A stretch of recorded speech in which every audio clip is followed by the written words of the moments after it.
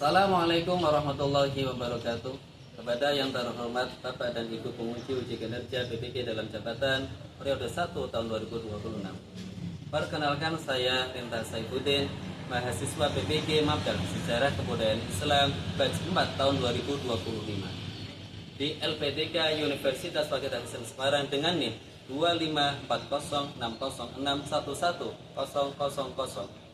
Pada hari ini, Senin, tanggal 20 Januari tahun 2026, saya akan melaksanakan praktik pembelajaran dalam rangka penilaian uji kinerja di Miss Atanwir kelas 6 materi Sunan Gresik. Terima kasih dan selamat menyaksikan. Wassalamualaikum warahmatullahi wabarakatuh. Assalamualaikum warahmatullahi wabarakatuh.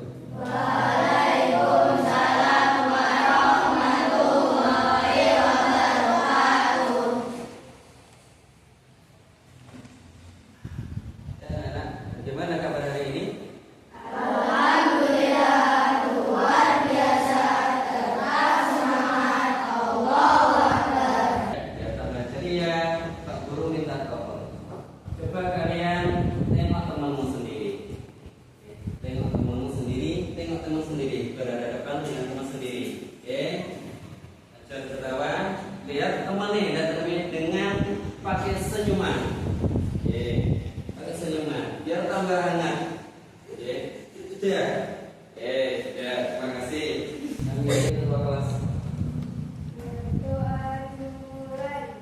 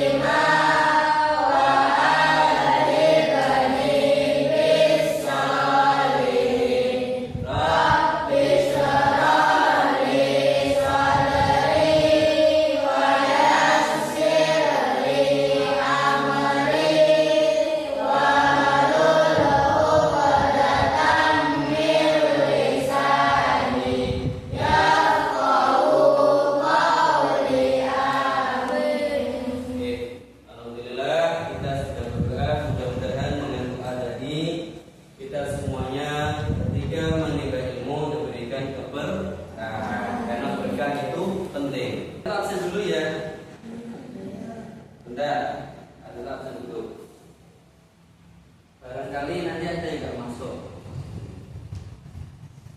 Yang pertama Ahmad Fatih. Ahmad Fakih. Ahmad Fitsal Asbar. Ahmad Inul Fuad. Terus Ahmad Toyum. Andika Softubul Izzat. Terus Andra Ramali Pramania. Mana dia? Dian Nafisa. Terima kasih. Alhamdulillah pada hari ini tadinya mapel SKI. Apa itu bagian dari SKI?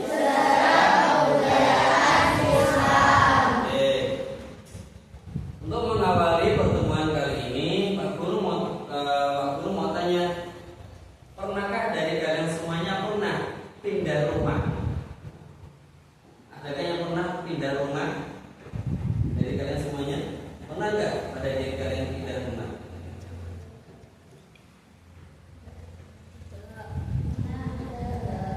Pernah. Oke. Apa yang kamu rasakan? Sangat senang. Senang untuk di tempat baru atau gimana? Di tempat baru. Berarti mempunyai teman-teman baru. Oke. Hari ini kita akan belajar tentang sejarah kebudayaan Islam di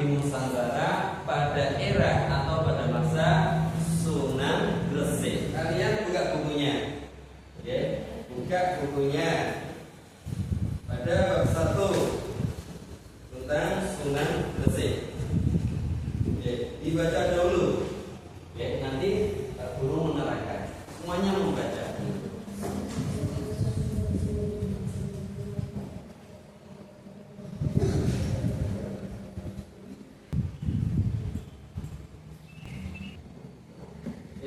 Kita akan membahas tentang sejarah budaya Islam, materi dari Maulana Malik Ibrahim.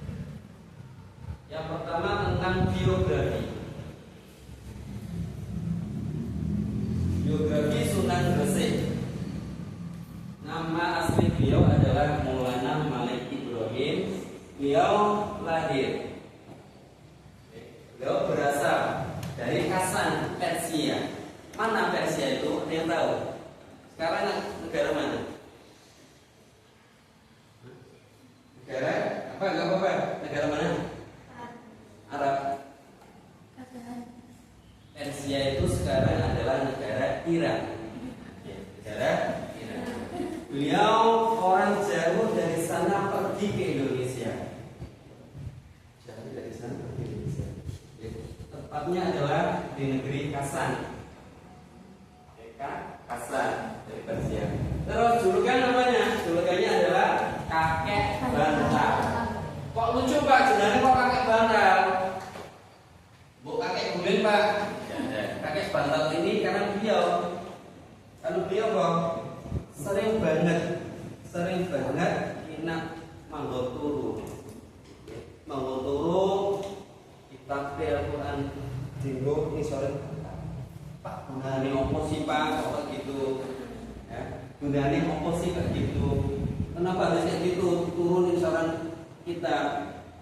Oke, lantaran dari itu nak kebiasaan itu mudah-mudahan apa yang baru kita pelajari bisa cepat ditangkap. Paham ya? Oke, karena juga dijugi oleh kakek bantal.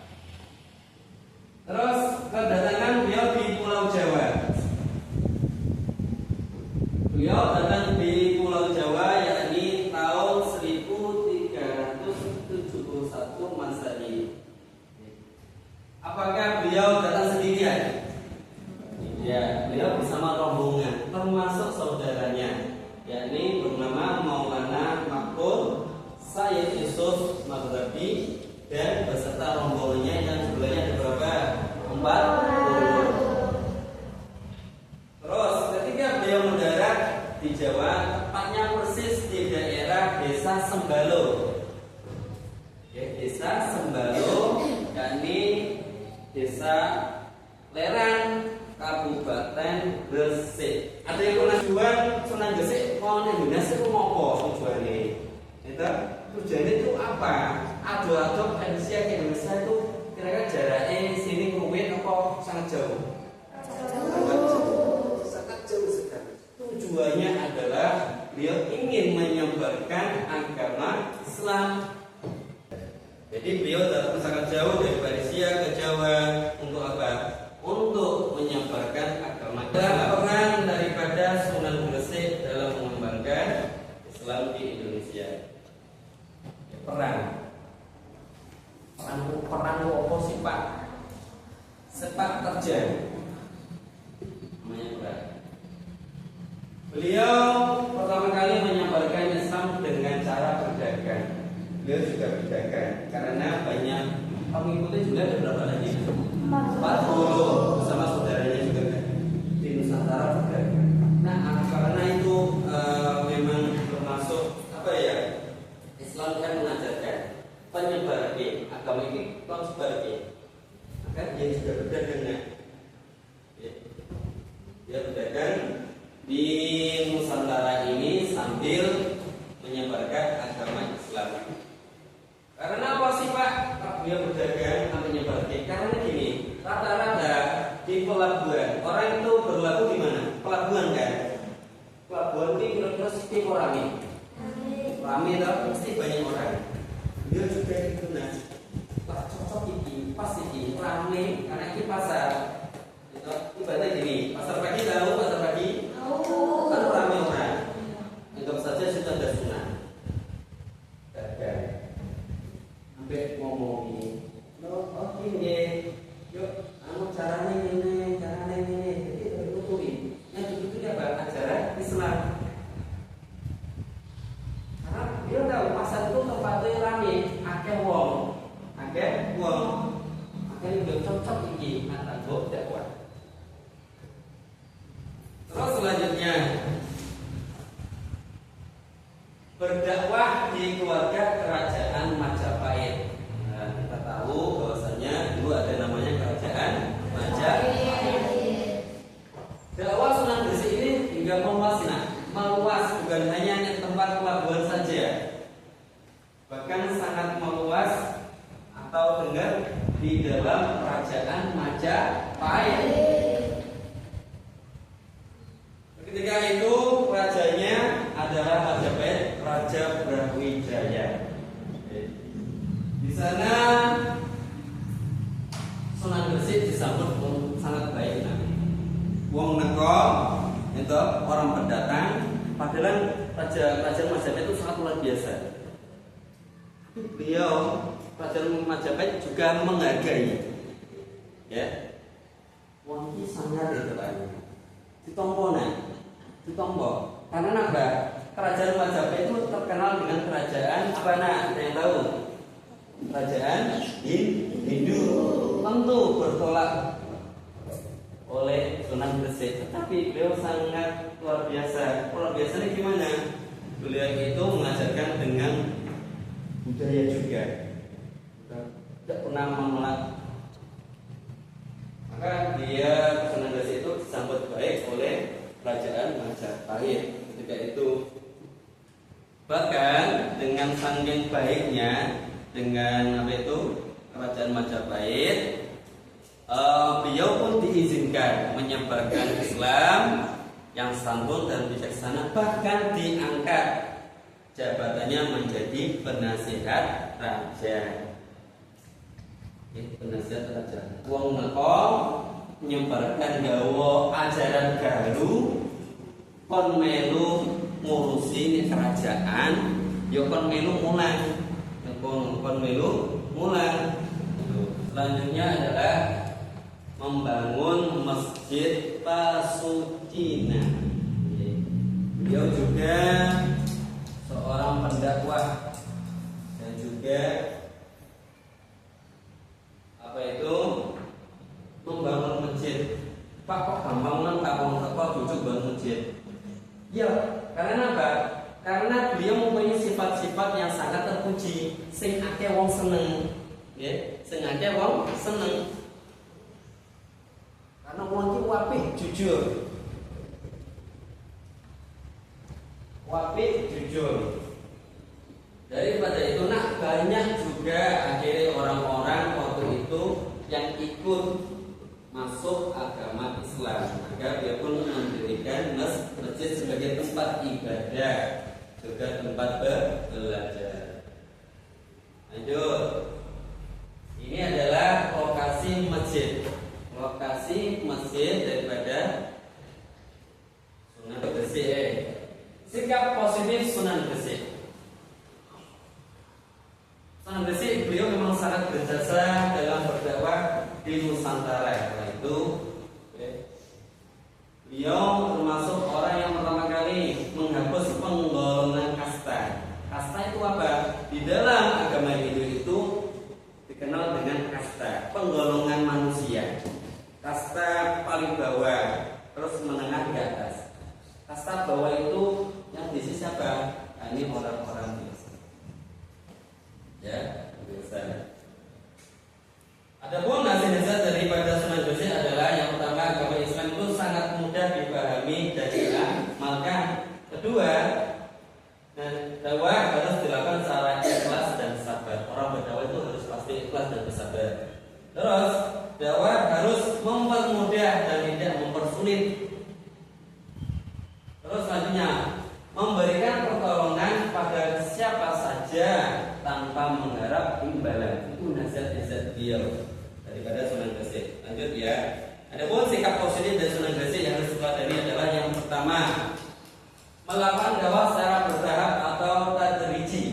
Orang berdakwah itu tidak mungkin langsung berhasil, perlu proses, namanya bertahap. Pak, apakah Rasulullah ujuk ketika berdakwah langsung orang-orang masuk Islam? Benar nggak kira-kira? Tidak. Dia melakukan proses yang panjang, belum tentu bisa diterima. Yang kedua adalah gigih dan tanggung jawab dalam berdakwah. Ketiga, santun dan dermawan dalam berdakwah. Wongnya sopan santun. Wongnya luman tahu dermawan, seneng ngei. Ya, seneng ngasih. Yang keempat adalah toleran dan selalu menjalin hubungan baik antar sesama. Toleran, tidak pernah mengagumiku agama Hindu karena pergi, tidak pernah. Dia merangkul semuanya, ya, merangkul. Sikap positif daripada Sunan Gresik ini adapun ini adalah gambar makam daripada Sunan Gresik. Ada yang pernah ke sana? Enggak ada. Suatu saat nanti Gresik itu mana nak? Jawa mana? Jawa ya. Suatu saat ya roh gambaran. Sekian dan terima kasih. Ya, tadi sudah Pak Guru tadi sudah menerangkan tentang Sunan Gresik, mulai dari biografi, peran dan sikap beliau. Oke, saatnya kalian mengerjakan tugas dari Pak Guru. Tugasnya apa Pak? Kalian nanti membuat mind map. Tahu mind map? Peta konsep. Peta konsep untuk bagi 3 kelompok. Ya, sesuai dengan baris ini saja mudah. 3 kelompok. Kelompok pertama, kedua, dan ketiga. Tulis dulu. Kelompok pertama membahas tentang apa? Biografi Sunan Gresik. Kelompok yang kedua. Kelompok yang kedua membahas tentang peran Sunan Gresik. Oke, peran Sunan Gresik. Untuk kelompok yang ketiga, yang ini membahas tentang sikap positif dalam pribadi Sunan Gresik dalam berdakwah. Sudah paham nggak? Paham ya? Ini tak kasih kertas, kalian nanti bisa mengisi membuat peta konsep di sini. Per kelompok 1 ada bagian. Ketuanya siapa ini? Oh bisa. Kalau yang ini ketuanya siapa? Oh 3, ini 3. Untuk kelompok yang pertama, ketuanya siapa ini? Ketuanya? Oh lihat. Oke, silakan kalian berdiskusi. Boleh menghadap depan dulu. Ya, ada slide. Ya, buat peta konsep.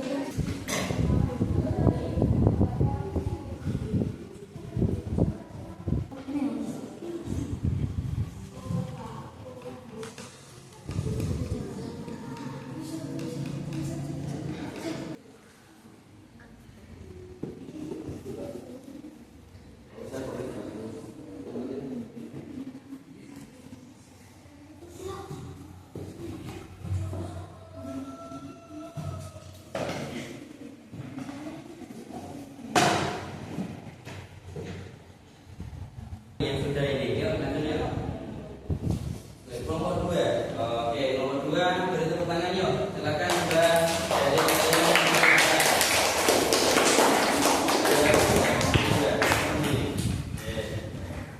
bacakan ini ke sana. Tadi kelompok 2 tugasnya apa nak? Tentang apa? Peran Sunan Gresik. Peran Sunan Gresik. Oke, coba ayo bacakan daripada mapping kalian atau peta konsep dari itu. Baca. Menyebarkan Islam dengan cara berdagang. Terus? 2. Mendakwahkan Islam kepada keluarga kerajaan Majapahit. Terus? 3. Membangun masjid kesucinan. Membangun masjid kesucinan. Jadi ya? Nomor 2. Oke, sudah. Yuk beri tepuk tangan meriah untuk teman kalian.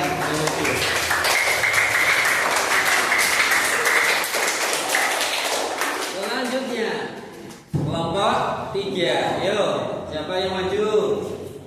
2. Oh, Maisa sama. Tadi sikap positif dari Sunan Gresik. Semuanya dengarkan yuk teman-temanmu. Sikap positif Sunan Gresik yang pertama melakukan takwa secara bertahap atau tadriji. Yang kedua gigih dan tangguh dalam bertakwa. Yang nomor 3 santun dan dermawan. Dan yang nomor 4 toleran dan selalu menjalin hubungan baik antar sesama. Oke, itu ada berapa anak tadi? Ada 4. Ada 4 ya. Sudah bagus. Ya. Ini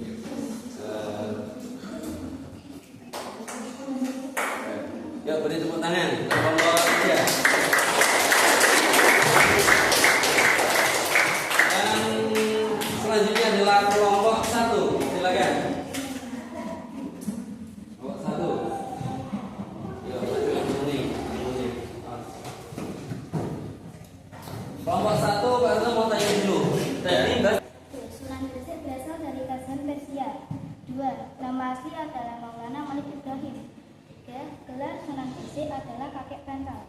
Dan 4. Silsilah keturunan dengan Nabi Muhammad melalui Fatimah dan Ali dari jalur Husain bin Ali. Yuk, beri tepuk tangan untuk teman kalian.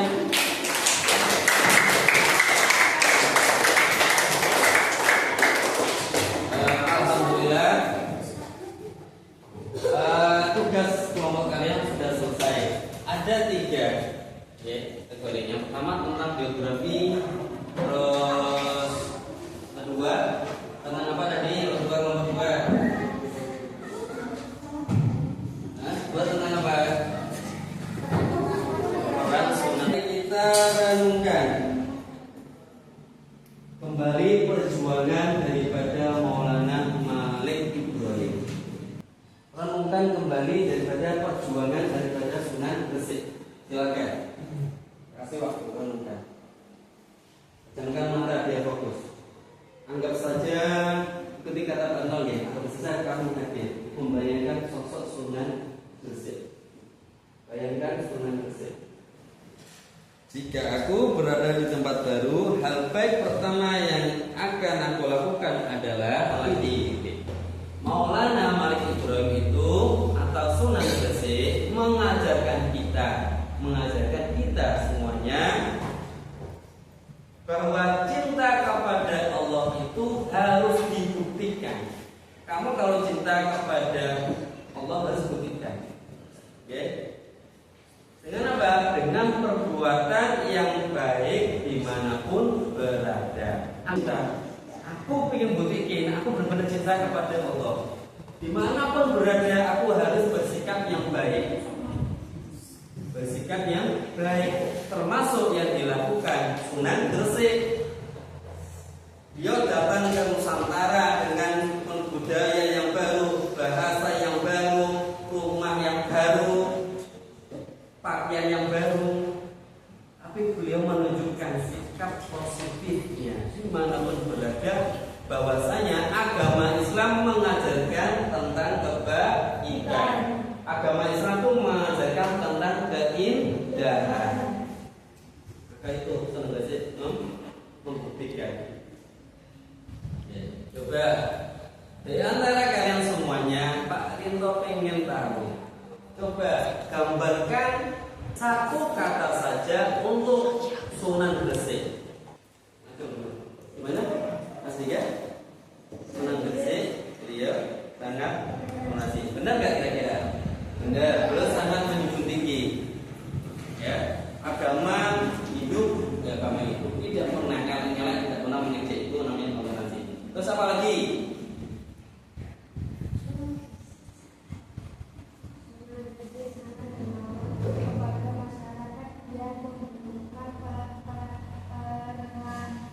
Pertolongan. Oke, benar nggak kira-kira? Apakah Sunan Gresik termasuk orang dermawan? Benar nggak? Benar. Tak mungkin tidak dermawan. Pasti beliau sangat dermawan.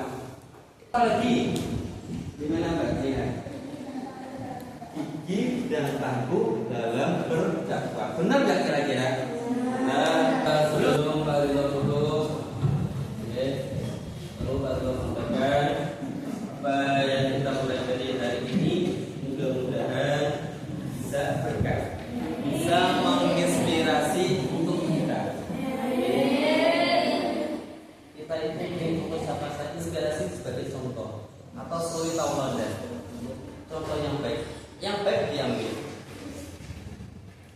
mudah-mudahan bisa menginspirasi untuk kita semuanya. Kita tutup dengan bacaan hamdalah. Alhamdulillahirabbil alamin. Terima kasih Nak untuk waktunya hari ini. Kita bersyukur kita bisa bertatap muka.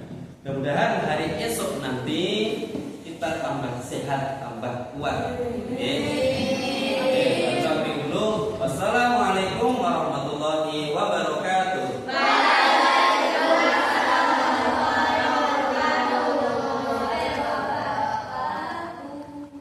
Berdoa, yuk doa lagi ulang.